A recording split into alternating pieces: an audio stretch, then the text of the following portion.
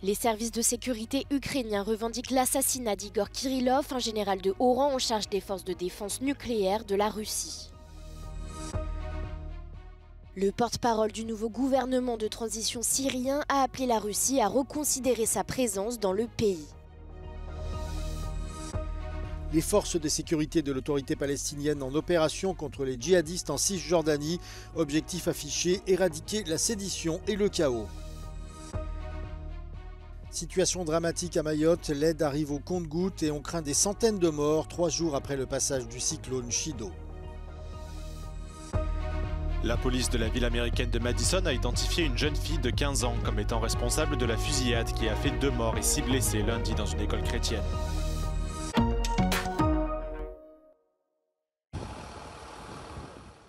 Les services de sécurité ukrainiens revendiquent l'assassinat d'Igor Kirillov, un général de haut rang en charge des forces de défense nucléaire, biologique et chimique de la Russie.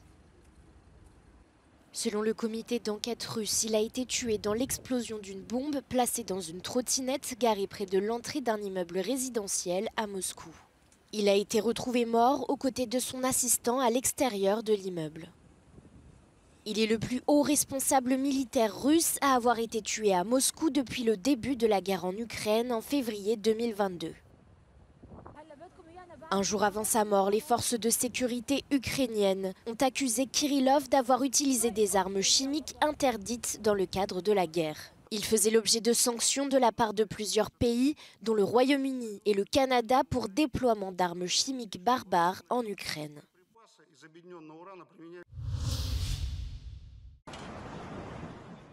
En Russie, plus de 260 personnes ont été déployées sur la station balnéaire d'Al-Napa, sur la côte de la mer Noire, pour nettoyer les plages touchées par la marée noire après le naufrage de 2 pétroliers ce dimanche près de la Crimée annexée. Les 2 navires se sont échoués au cours d'une tempête dans le détroit de Kertch. Le premier a coulé, tandis que le deuxième a été gravement endommagé. Le navire submergé aurait déversé dans la mer 3700 tonnes de mazout, un fioul lourd de mauvaise qualité. La semaine dernière, l'Union européenne a émis de nouvelles sanctions contre la Russie et sa flotte fantôme, principalement composée de vieux pétroliers non assurés, pour contourner les restrictions occidentales. Bruxelles et les organisations de l'industrie du transport maritime international ont déjà exprimé leurs inquiétudes concernant l'utilisation par la Russie de navires mal entretenus en raison des menaces importantes pour l'environnement et la sécurité qu'ils représentent.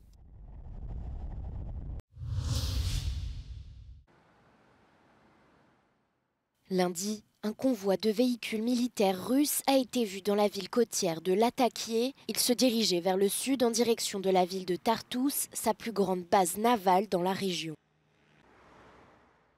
C'est la 3e fois en l'espace d'une semaine que Moscou procède à l'évacuation, au transfert ou au déplacement de ses moyens militaires dans le pays. Le porte-parole du nouveau gouvernement de transition syrien a appelé la Russie à reconsidérer sa présence dans le pays, maintenant que son allié, le président Bachar al-Assad, a été renversé.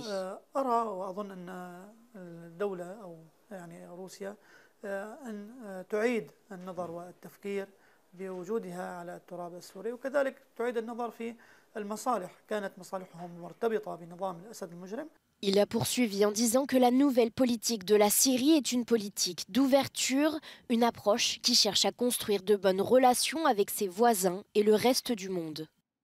L'UE a annoncé qu'elle avait fait le premier pas vers une prise de contact avec le groupe rebelle HTC depuis le renversement du gouvernement. It should be a condition for the new leadership that they also get rid of the Russian influence there, because it is a base where they also conduct their activities towards Africa and the southern neighbors. So this is definitely of the worry of European security as well. Le groupe HTC affirme vouloir jeter les bases d'un avenir syrien fondé sur l'unité et la justice. Mais le groupe figure sur la liste noire des organisations terroristes des Nations Unies depuis 2014 en raison de son alliance passée avec Al-Qaïda. Les 27 membres de l'UE suivent cette désignation.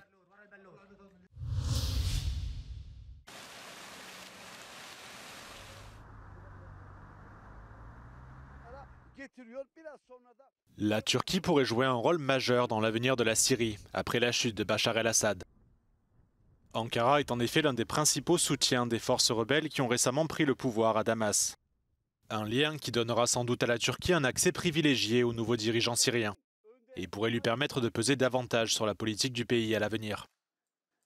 Alors que le nouveau gouvernement syrien se met en place, les dirigeants occidentaux se succèdent à Ankara pour discuter de la situation avec le président turc Recep Tayyip Erdogan. From the perspective of the EU and President von der Leyen, what choice do you have? The reality is that today, Turkey is the main outside power broker inside Syria. And if you want to have any influence on events there, you have to work through Turkey. Lundi, un diplomate européen de haut rang a déjà établi un premier contact avec le gouvernement provisoire mis en place en Syrie par le HTC. Mais pour Bruxelles, il est important d'utiliser l'influence d'Ankara pour faciliter une transition en douceur, qui garantisse l'unité du pays et le respect de toutes les minorités. If you listen to Turkey, they are ready to play a big role. They are in favor of tolerance, as we are, as Europeans, of course. They are in favor of territorial integrity, as we are. But in the case of Turkey, remember that they have lots of troops in the northern part of Syria. So how this will unfold, we don't know yet. And also, in Syria, we have the remnants of Islamic State. So security there is very important. Une dizaine de jours après l'entrée des rebelles à Damas, la priorité d'Ursula von der Leyen est d'éviter une nouvelle confrontation en Syrie. En particulier dans le nord du pays où se trouve une zone tampon sous contrôle de forces rebelles soutenues par la Turquie, mais également une grande région contrôlée par les Kurdes. She will not want Turkey and particularly the Turkish-aligned rebel militias inside Syria to aggressively pursue military confrontation with the Kurdish militias, which is another way of saying she will want Turkey to help create a unified Syrian country and not start another civil war to pursue in another theater the ongoing Turkish military operation against Kurdish rebels, both inside Turkey, inside Iraq, and today, occasionally also inside Syria. La Turquie a reçu une aide financière de l'UE pour accueillir 3,5 millions de réfugiés syriens pendant le régime de Bachar al-Assad. Aujourd'hui, Ankara veut les renvoyer. Mais pour cela, il faudra une Syrie pacifiée et stable.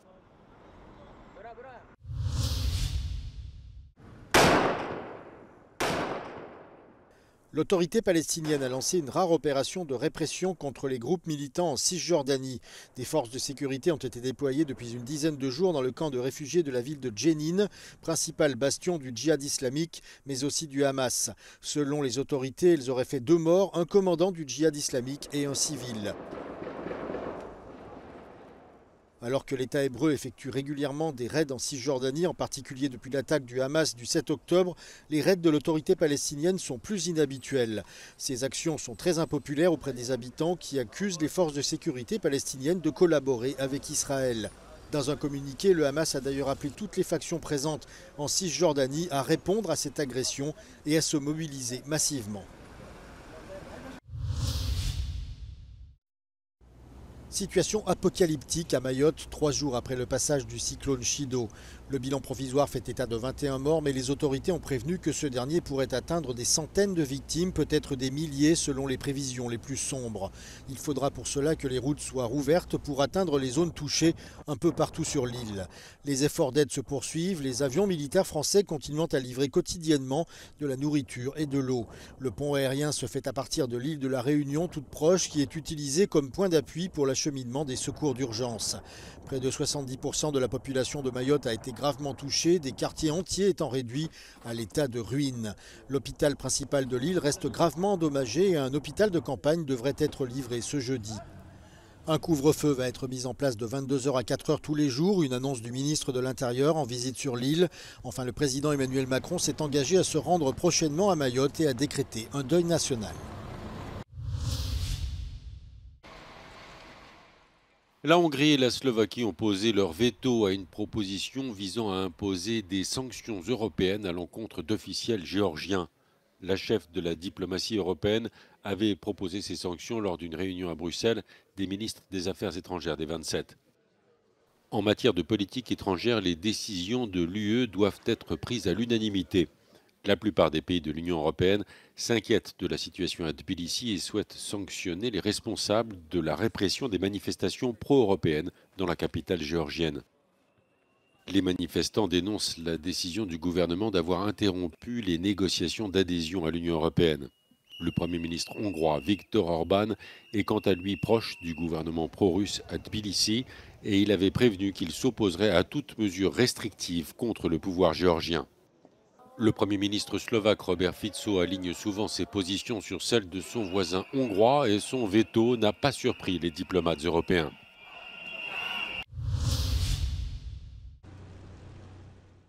Un enseignant et un élève ont été tués lors d'une fusillade lundi dans une école chrétienne de l'État américain du Wisconsin. La police de Madison a identifié Nathalie Ropnau, 15 ans, comme étant responsable de la fusillade. La jeune fille, qui se faisait appeler Samantha, est décédée après avoir retourné son arme contre elle. 5 autres élèves et un enseignant ont par ailleurs été blessés lors de la fusillade. 2 des élèves sont encore dans un état critique. Le chef de la police de Madison, Sean Barnes, affirme que les parents de la tireuse coopèrent pleinement avec les officiers, tandis que leur domicile fait l'objet d'une perquisition dans le cadre de l'enquête pour déterminer le mobile de l'attaque.